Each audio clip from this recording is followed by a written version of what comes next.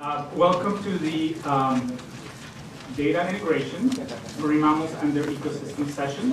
I would like to first offer my thanks for the invitation to Pacific Life to host us here and provide us this opportunity to interact, and also to the advisory committee who also entrusted us with undertaking this idea of having a data session. So it's not so much about the science necessarily, but a little bit of what's behind the scene in the background. And we have an eclectic panel today, so I guess in a nutshell, the objective of this panel is to advocate for marine mammal studies that are better integrated with environmental data and that are more relevant to ecosystem management.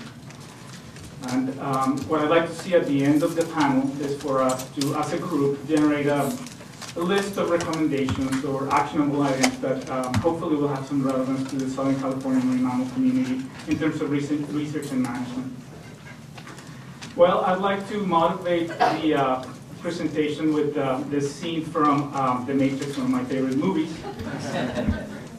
And it has Neo, as he has just been unplugged from the Matrix, and he's just starting to understand how it functions.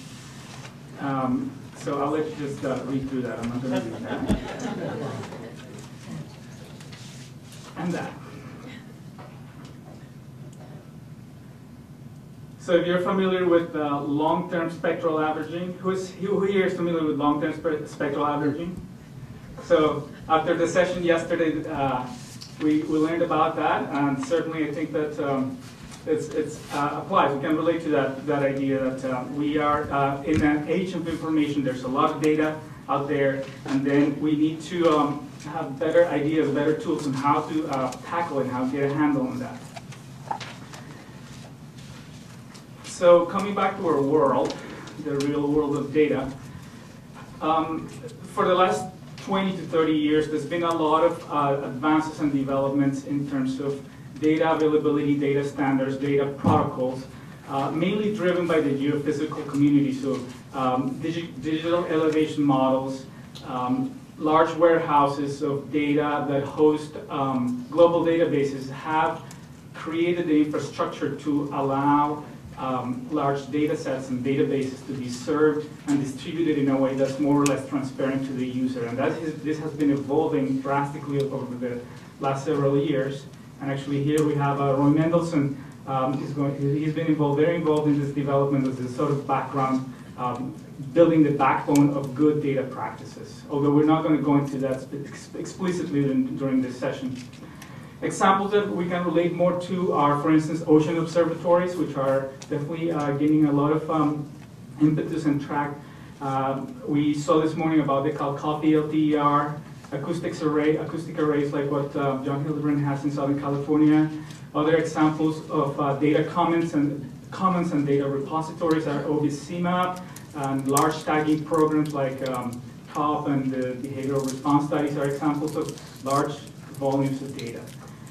This has been driven by technology in terms both of computing power and electronics, and the fact that they're becoming over-the-counter, accessible, relatively low cost. But with this great wealth, it also comes challenges. These are high throughput, always on systems that they don't sleep. And with that comes the problem of data management in terms of archival interoperability. Data sharing is a big issue, getting different scientists to share their data, to put it in data commons that are accessible to everyone. And the political and climate situation also has played a role in the development of this, although I won't go into much detail on that.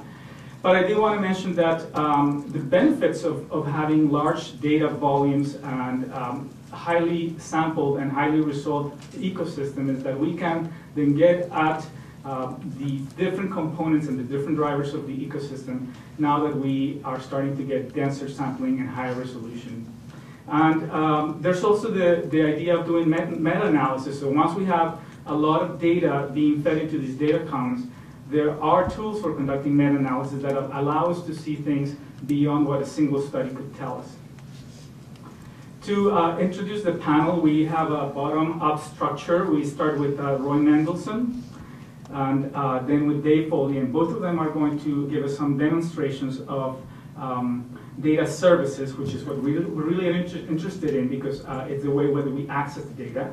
And Dave is going to present us about data products specifically.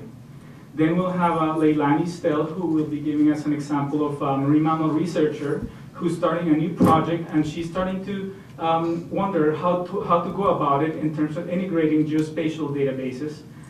And finally, we'll have a tag team of Madalena and Sarah, who will be showing us how data collected over the long term in Southern California marine mammals can yield information about areas that are critical and important, or important for marine mammals, and hopefully down the line, how can we take that information into management structures like marine protected areas, or similar instruments that are being used for management, but that are informed by marine mammal data as well.